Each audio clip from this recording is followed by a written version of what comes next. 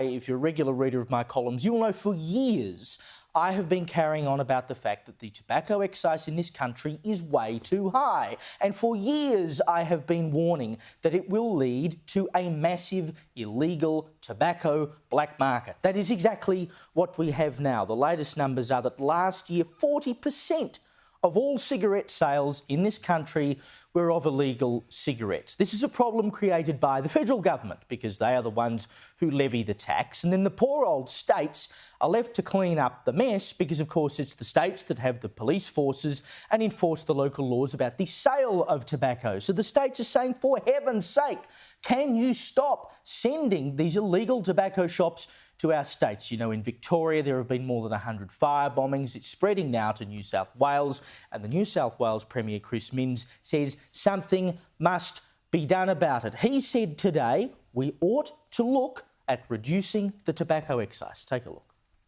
Not arguing with the public health benefits of putting an excise on tobacco, but the massive increase has exploded the illicit tobacco marketplace.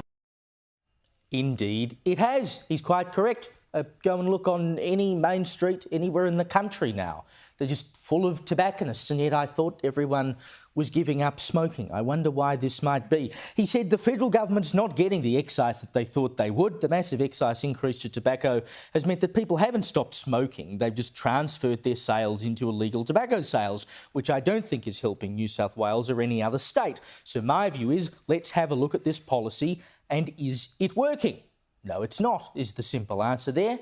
It takes the Premier of New South Wales to point this out. He also says, as we're formulating the budget, the New South Wales government and the police are going to have to make a decision about rolling out resources to confront what is absolutely illegal behaviour. That is, getting police to tackle this crime crisis in terms of illegal tobacco. He says that would mean allocating police officers that are currently working on domestic violence cases and youth crime cases and major organised crime networks in New South Wales, take them off those important inquiries and send them into tobacco regulation. Yes, ladies and gentlemen, this is where we are in 2025, when a packet of legal cigarettes costs $40 to $50 because the federal government is greedy and thinks it needs all that tax. And then you look around and everyone's now buying the illegal stuff. I mean, we knew this was coming. It was always going to happen. Chris Minns is absolutely right. The excise has to drop if you want any hope of fixing this problem. Two things can be true at once. It is true that the tobacco excise is driving people to the black market where they can get substantially cheaper cigarettes. But it is also true that in New South Wales, there are about 20 tobacco compliance officers in the Department of Health, not even operating out of the police, in the health department, who are responsible for regulating 20,000 tobacconists in the state. 20 bureaucrats regulating 20,000 tobacconists, many of whom who are participating in the black market have links to organised crime. I think the primary issue here is, why are the police not regulating tobacco at the moment? And I would say this is more of a failure of Chris Minns' Labor government to not step in earlier and actually have the police crack down. You can just walk down any main street and spot the illegal tobacconists yourself. I don't get how hard it is to just look on Google Maps, tobacconists, go in, find the illegal cigarettes and shut it down. I think Chris Minns explained why they're not shutting these illegal outfits down. It's because they're dealing with domestic violence, they're dealing with youth crime, and if those things weren't happening, more police. then they could go after illegal cigarettes. So Chris Minns has to fix up Albo's problem. That's what you're saying. I'm saying Chris Minns needs to enforce the law by getting police to shut down illegal tobacconists. But you wouldn't have a legal problem if the federal government wasn't so greedy with its ridiculous tobacco excise. You also wouldn't have this problem if tobacconists knew that if they sold illegal cigarettes, they would end up in jail for 7 years. Yeah, well, I mean, you can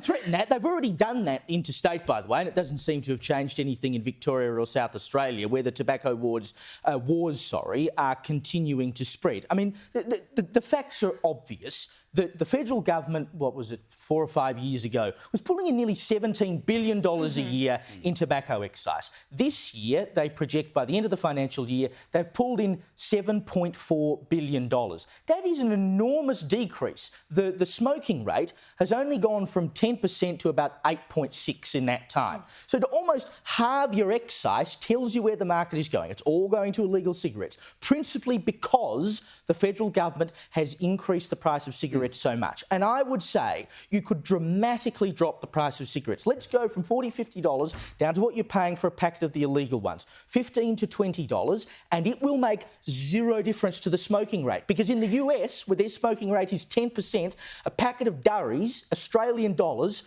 on average, costs $12.30. And their smoking rate is almost the same as ours. So it doesn't work in stopping people from smoking.